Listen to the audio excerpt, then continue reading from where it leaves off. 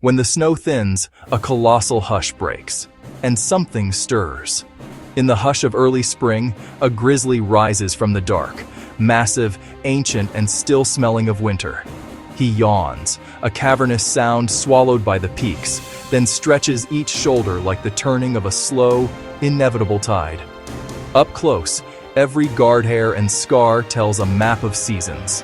Frozen rivers, salmon runs, long, hard winters.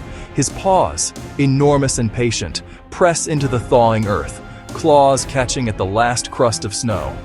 He lifts his head and scans the vast white valley, a kingdom of ridges and silence that waits for his permission to awaken. This is the moment between sleep and motion.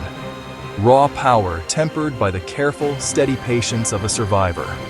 In the slow rising light, he steps into the world again, a living echo of the wild's relentless return. If you don't like danger but still love wonder, then watch how patience tames the wild.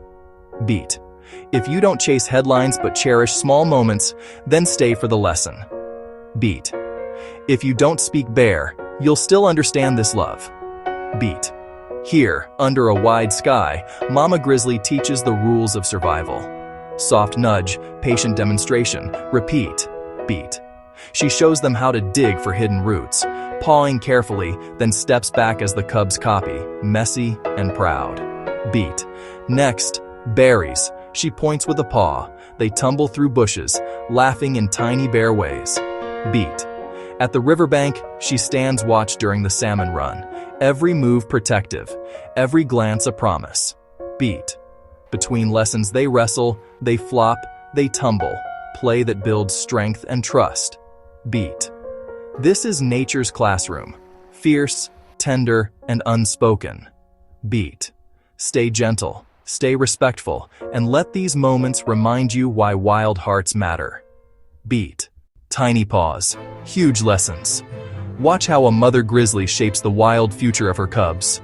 Morning light, and she nudges them awake, soft but firm. First lesson, how to dig for roots. She paw prints the earth, shows them the rhythm, then steps back as they try. Next comes the berry patch. She sniffs. She points with a nudge. The cubs tumble into a sweet mess. Later at the riverbank, she plants herself and watches the salmon run, teaching patience, teaching safety. Between lessons they wrestle and play, tumbling like wild puppies, learning strength and trust. Through every stumble she's there, a guardian, a teacher, a home, tiny lives, mighty love. This is nature's classroom. If your fur looks like a coat of autumn, you're a grizzly. If your steps crunch like leaves, you're heading home. If the world grows quiet and your den calls, the cycle continues. The days have shortened. The bears have fattened on late-season bounty.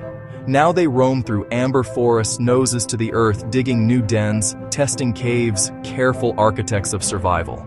Their movements are deliberate, patient, seasoned by countless seasons.